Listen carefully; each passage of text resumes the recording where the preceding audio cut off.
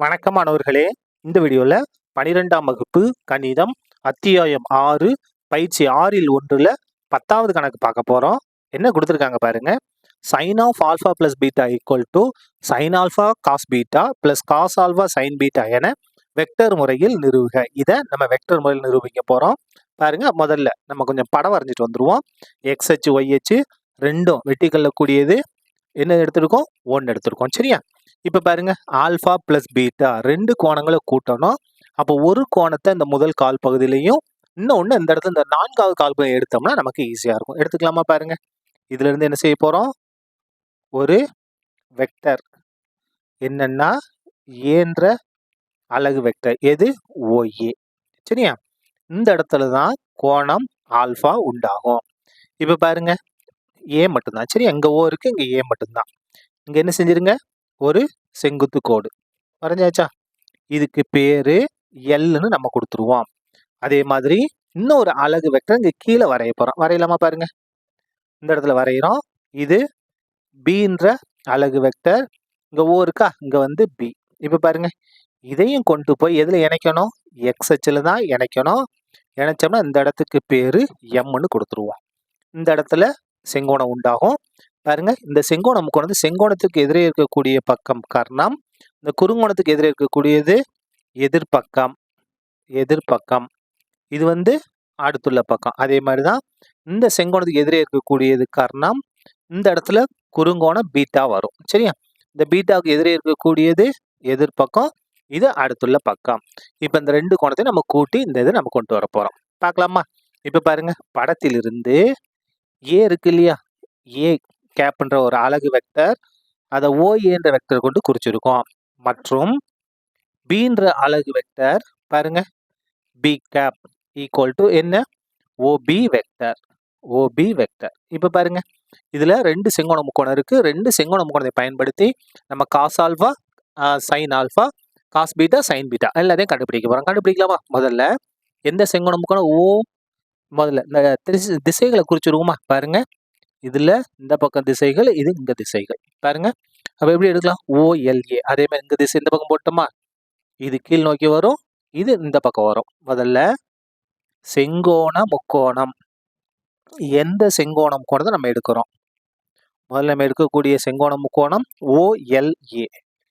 OLA. இதுல நம்ம முதல்ல கண்டுபிடிங்க, ஆல்பா இருக்கா, சைன் ஆல்பாவை நம்ம கண்டுபிடிக்கலாம். சைன் ஆல்பா அப்படின்னா எதிர்பக்கம் பை கர்ணம். எதிர்பக்கம் என்ன? எல்ஏ. எல்ஏ பை கர்ணம். கர்ணம் என்னது? ஓஏ. ஓஏ. இங்க வெக்டர் போட்டுங்க, இங்க மேக்னிடியூட் என்ன அளவு வரும்? ஈக்குவல் டு எல்ஏ என்ன வந்துடும்? Magnitude by OA. ஓஏன்றது என்னது? ஏன்ற அலகு வெக்டர். அலகு வெக்டர்னா அதோட மதிப்பு 1. அப்ப இந்த இடத்துல எது மட்டும் வரும்? எல்ஏ வெக்டர். மேக்னிடியூட் ஆஃப் எல்ஏ வெக்டர் மட்டும் வரும். இப்ப பாருங்க, நமக்கு இங்க என்ன வரும் பாருங்க, சைன் ஆல்பா ஈக்குவல் டு இந்த மாடுலஸ் இருக்கு இல்லையா, அந்த மாடுலஸ் நம்ம நீக்க போறோம். நீக்கிட்டோம்னா எல்ஏ வெக்டர். இப்ப பாருங்க, எல்ஏ எங்க இருக்கு பாருங்க, எல்ஏ எதுக்கு இணையா இருக்கு? ஒய்ஹெச்க்கு இணையா இருக்கு. அப்போ ஒய்ஹெச்ல செயல்படக்கூடிய வெக்டர் ஜே வெக்டர், இதுல எக்ஸ்ஹெச்ல செயல்படக்கூடியது ஐ வெக்டர். சரியா? இந்த இடத்துல ஐ வெக்டர். அப்போ இந்த எல்ஏ வந்து எதுக்கு இணையா இருக்கு? ஒய்ஹெச்க்கு இணையா இருக்கு. அப்ப இதுல இருக்கக்கூடிய வெக்டர் என்ன? J vector. அப்ப இந்த இடத்துல ஜே கேப் வரணும். சரியா? ஜேன்ற அலகு வெக்டர் வரணும். இங்க என்ன செஞ்சிட்டோம்? இந்த மாடுலஸை மட்டும் நீக்கினதுனால இங்க ஜே வந்துருச்சு. இதை அப்படியே மாத்தி எழுதிக்கலாமா? பாருங்க, LA vector equal to sine alpha into J cap. சரியா? இது அப்படியே இருக்கட்டும். அதுக்கடுத்து நம்ம கண்டுபிடிக்க போறது காஸ் ஆல்பா. பாருங்க, காஸ் ஆல்பா. காஸ்னா எந்த பக்கம்? எந்த பக்கம்? அடுத்துள்ள பக்கம் பை கர்ணம். அடுத்துள்ள பக்கம் என்னது? ஓஎல். கர்ணம் என்னது? ஓஏ. அப்ப பாருங்க, OL vector magnitude by OA vector, இதுக்கு மேக்னிடியூட். இந்த இடத்துல ஓஎல் வெக்டர் எந்த மாற்றமும் இல்லை. பை ஓஏன்றது அலகு வெக்டர், அதோட மதிப்பு என்ன? 1. அப்ப இங்க எது மட்டும்தான் வரும்? OL vector. இதுக்கு என்ன அளவு மட்டும் வரும். இப்ப பாருங்க, காஸ் ஆல்பா ஈக்குவல் டு இந்த மேக்னிடியூட் என்ன அளவை நம்ம நீக்கிறோம். அப்ப என்ன வரும்? ஓஎல் வெக்டர் மட்டும்தான் வரும். பாருங்க ஓஎல் எங்க இருக்கு பாருங்க ஓஎல் எக்ஸ்ஹெச். அப்ப எக்ஸ்ஹெச்ல செயல்படக்கூடிய வெக்டர் ஐ வெக்டர். அப்ப இந்த இடத்துல என்ன வரும் ஐ கேப். சரியா? இதை வேணா மாத்தி எழுதிக்கலாமா? எப்படி மாத்தி எழுதலாம் பாருங்க.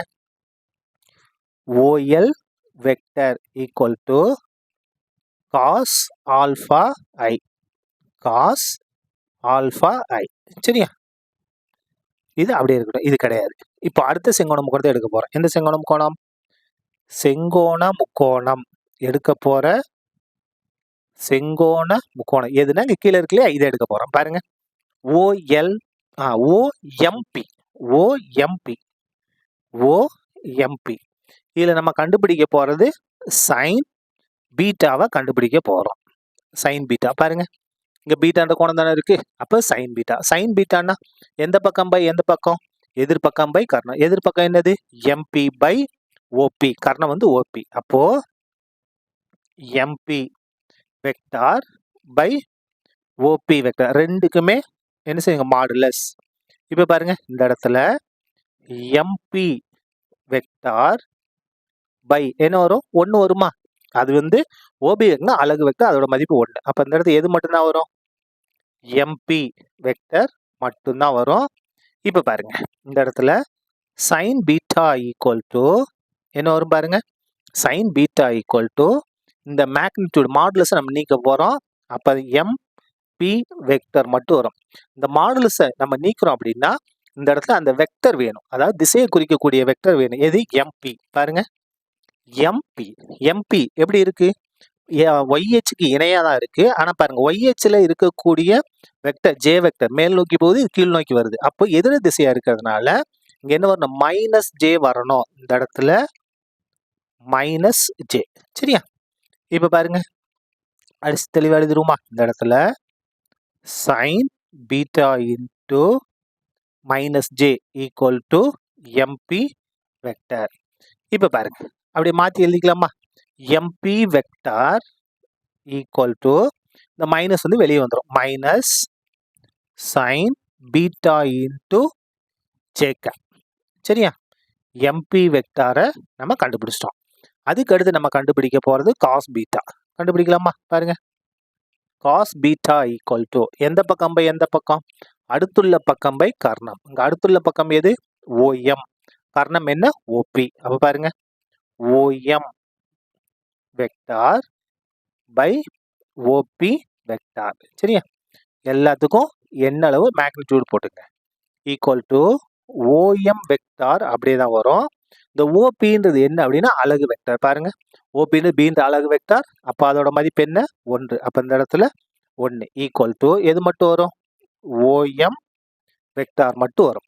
இப்போ இந்த மேக்னிடியூட் இருக்கு இல்லையா, என்ன அளவு, அதை நம்ம நீக்க போறோம்.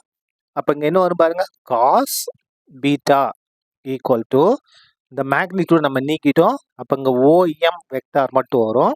அப்ப இந்த ஓஎம்ல என்ன திசையில இருக்குன்னு அதை பார்க்கணும். பாருங்க ஓஎம் எங்க இருக்கு பாருங்க. ஓஎம்ல எக்ஸ்ஹெச், எக்ஸ்ஹெச்ல இருந்து ஐ தான் இருக்கு. அப்போ இங்க எதை சேர்த்துக்கணும்? ஐய சேர்த்துக்கணும். I cap. சரியா? அப்படியே மாத்தி எழுதிக்கங்க. OM vector equal to cos beta into I cap. சரியா? நம்ம எல்லாத்தையும் கண்டுபிடிச்சிட்டோம். இப்ப பாருங்க இந்த இடத்துல இந்த ஓஏ வெக்டார் இருக்கு இல்லையா, இந்த ஓஏ வெக்டார் என்ன எடுத்திருக்கோம்? A cap equal to OA vector. எது இது? A cap equal to OA vector. அப்ப ஏ கேப் ஈக்குவல் டு இந்த ஓஏ வெக்டாரை நம்ம எப்படி எழுதலாம் பாருங்க. இந்த ஓஏ வெக்டார் ஓல இருந்து நம்ம ஏக்கு போனோம், இப்படி நேரடியா போலாம், இப்படி சுத்தியும் போலாம். பாருங்க எங்க ஓல இருந்து எல், எல்ல இருந்து ஏ. அப்போ எப்படி எழுதலாம்? ஓஎல் வெக்டார் பிளஸ் எல்ஏ வெக்டார் இப்படியும் எழுதலாம். இருங்க நான் ஒரு பேப்பர் எடுத்துக்கிறேன். இப்ப பாருங்க கண்டினியூ பண்ணுவோமா? இப்போ நம்ம இந்த மதிப்புகள் எல்லாம் நம்ம கண்டுபிடிச்சு வச்சிருக்கோம். எந்தெந்த மதிப்புகள்? ஏ இந்த இடத்துல ஏ கேப் வெக்டார்ல ஏ கேப் கொஞ்சம் கவனமா எழுதணும். சரியா? A cap equal to OL. OL கண்டுபிடிச்சுமா? பாருங்க இங்க இருக்கு பாருங்க. ஓஎல் வந்து காஸ் ஆல்பா ஐ, எல்ஏ வந்து சைன் ஆல்பா ஜே. அப்படி எடுத்து எழுதலாமா? பாருங்க ஓஎல்லோட மதிப்பு காஸ் ஆல்பா ஐ, அதுக்கு பிளஸ் போட்டுக்கலாம். எல்ஏவோட மதிப்பு சைன் ஆல்ஃபா ஜே. சரியா? இது ஏ கேப். அடுத்து நம்ம கண்டுபிடிக்க போகிறது பி கேப் கண்டுபிடிக்க போகிறோம்.